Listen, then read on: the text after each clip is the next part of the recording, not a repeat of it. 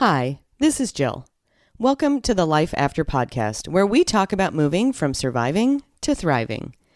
This podcast is for anyone who wants to learn, grow, to get tips and tricks about how to inspire you to become the person you want to be, and get clarity about exactly what you want in life. This is also the place to be if you want to be lifted up and encouraged to go out and do great work in the world. What has happened in your past does not have to define who you are today or who you become in the future. And in fact, what has happened to you in the past should, can, and will shape who you want to be. This podcast is also about bringing people together. It's about connecting all of you, helping you identify where you are in your process. What do you need to feel more engaged and alive in your life? More connected to the people in your circle? This is a community of those who are looking to improve our world in the way that is most meaningful to them. Why is this important? Because how we show up really matters. Bringing more service, kindness, and love into the world is critical right now. Our quotes for this episode are, "Everything you've ever wanted is on the other side of fear" by George Addair, and "Do not fear mistakes. You will know failure. Continue to reach out" by Benjamin Franklin. Also, fear has two meanings: forget everything and run, or face everything and rise. The choice is yours by Ziglar. Finally, thinking will not overcome fear, but action will by Clement Stone. We all have those nagging little voices in our heads that tell us what we can't do, what we shouldn't do. Those are our little gremlins, and they often keep us from doing exactly what we want in life. In this episode, and the next, we're going to talk about those little gremlins and what we can do to quiet their noise. When I was going through my coaching certification, I learned that there are 4 main fears that people experience, and we refer to them as the 4 gremlins. They can be so powerful in our lives that when I first became a coach, I created a program called Master Your Fear Gremlins. In this episode, we'll talk about 2 of them. We'll discuss the other 2 next month. Before we talk about the specific fears, I'd like to take a minute to talk about that little voice in your head that your own personal gremlins create. We all have them to some degree, and this episode and the next are designed to teach you ways to make them less prominent. We often think that this is our voice telling us what we can't do. However, that voice didn't start as your own. That voice started from someone in your past, maybe a parent, teacher, or a friend, family member, coach, maybe even a bully. And something that was said to you stuck in your brain, and you took ownership of it. And because you said it again and again to yourself, that voice became your own. The good news about this is that when you recognize it's not your voice, that it originated from someone else, you can change it. You can quiet it down. Keep in mind 2 things. The first is, in some cases, there may not have been any negative intent by the person that put that voice in your head. Maybe it was a parent who saw you had a big dream, and because of their own experience, or because they are more risk-averse or a different personality type, they were always reminding you to have a backup plan. They said this not because they didn't believe in you, but because they had their own issues that colored how they saw the world. And eventually, it shaped how you saw your world and dimmed your view of your dream in the process. The second thing is, someone can say something to us that, for whatever reason that we may not even understand, has so much power, it just changes us. I think I've mentioned this example in a previous episode. However, it bears repeating here. I was in advanced math until 8th grade, and I was really struggling in math that year.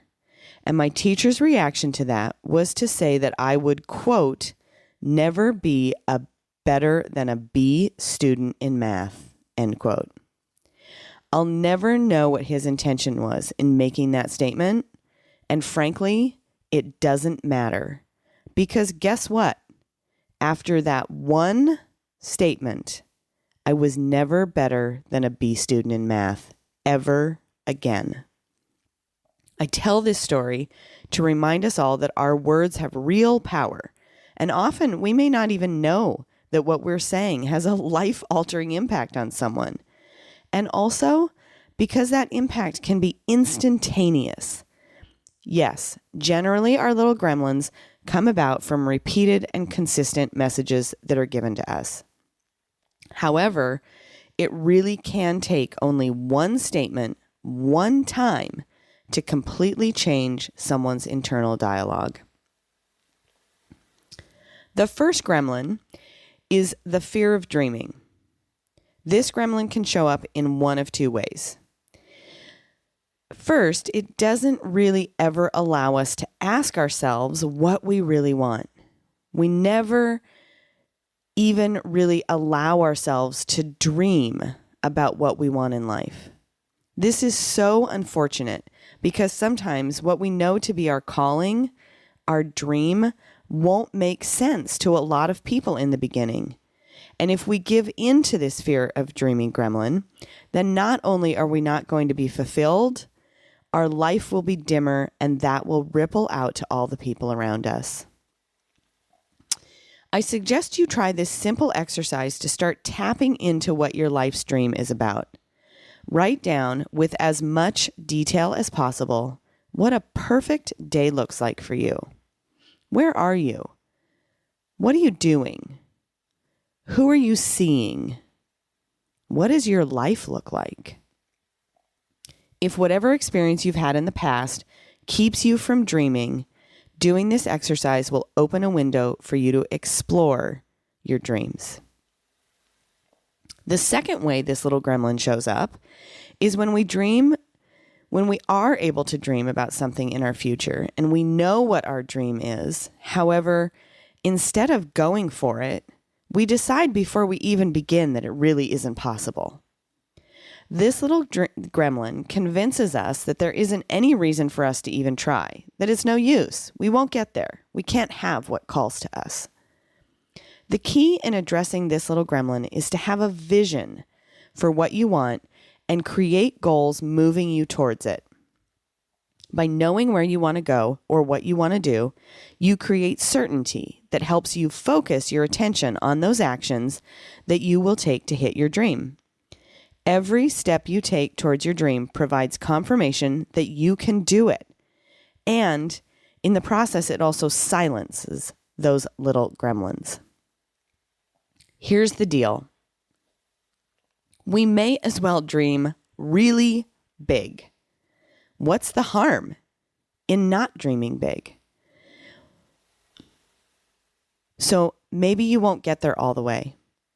I'm pretty certain, though, that along the way, you'll learn and grow and develop, and the journey will be well worth it. Dream the big, huge, audacious dream. You want to know what mine is? I want to end abuse. I'd like there to never have to be a Turning Point Survivor Advocacy Center or any facility like it anywhere. That's crazy, right? Who am I to think that's possible? Is it really even feasible?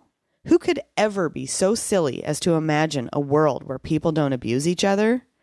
Ridiculous, unheard of, unimaginable, unrealistic, impossible, right? And my gremlins could go on and on all day long, reminding me of how insane or insanely stupid that dream is. Did you know, according to the census numbers in 2020, there were 167.5 million females in the United States. 1 in 4 women and 1 in 7 men experience domestic violence in their lifetimes. And you know what? If I can have the minuscule impact of reaching 1% of those people and help that natural ripple effect that would create, that's 418,750 250,000 people. Now that's some math. The second fear is the fear of failure. The really painful piece of this fear is that our little gremlin is telling us, sometimes frequently, that we are not enough. Anyone feel that one? I know I do. This is the one where we say, I can't do that because, and we fill in the blank. It leans us towards being a victim, and I know that might sound harsh. The great news about this one is that there are so many things we can do to move this little gremlin from being in charge and give him or her much less real estate in our heads. There are several ways that we can face the fear of failure. Increasing our resilience and mental toughness is one way. Using the skills we learned in episode 10 by being more prepared, managing our stress, and managing our self-care are ways we can improve our resilience and therefore minimize our likelihood of failure. And the great thing about it is it gives the little gremlin less to work with. Our mindset is a big way that we can challenge our fear of failure. Episode number 1 talks all about mindset and how to shift it when you want or need to. Then it becomes about being aware of your mindset so you can practice the most effective ways for you to shift it and quiet the fear of failure gremlin for yourself. Always keep in mind what you ultimately want. One way to do that is to have visual reminders of what you want around so you can see them often and keep what you're striving for at the top of your mind. One of my favorite tips is to fail forward. Instead of not doing something because you were afraid to fail, instead, know that failure is going to be a part of your process. Look at it as an opportunity to grow into whatever it is you're aiming for. Finally, one of the most important ways to calm the gremlins is to act. You will never have enough information. It will never be perfect. Act anyway. One of my all-time favorite quotes from one of my favorite authors, Malcolm Gladwell, is, quote, "Never react to being stuck by stopping. A lot of problems are resolved by doing," end quote. Nowhere is this more true than in working through our fear of failure. The best way to address our fear of failure is to do so head on. When we act and take steps, sometimes baby steps, towards what it is that we want, then we build the evidence that helps us to move through the resistance of future steps. This evidence is what we then use to tell the little gremlin voices that we don't need them, that we've got this. You've got this. Please reach out to me if you would like some additional support, would like me to come speak to your organization, would like to have your school book me to speak to students, would like to be a guest on the show, or have any feedback you'd like to share. Thank you so much for taking the time to listen to today's episode on 2 of our 4 little fear gremlins. Remember, you can quiet these voices in your head and move forward in your life to get exactly what you want. In episode 18, we'll talk about the other 2 fear gremlins, the fear of upsetting people and conflict identification, which translates into thinking, I don't matter. Stay tuned. I appreciate you sharing these episodes. This podcast is a powerful resource for anyone that is looking to make changes in their lives. So please, please, please help me grow by sharing, liking, and subscribing. There will be new episodes on the 2nd and 4th Wednesday every month. I promise that every episode I'm going to show up and be real to help support you in your individual journey. Please see how to connect with me in the show notes or go to my website at locatecoaching.com. I hope you have a fantastic day, and I'll see you soon.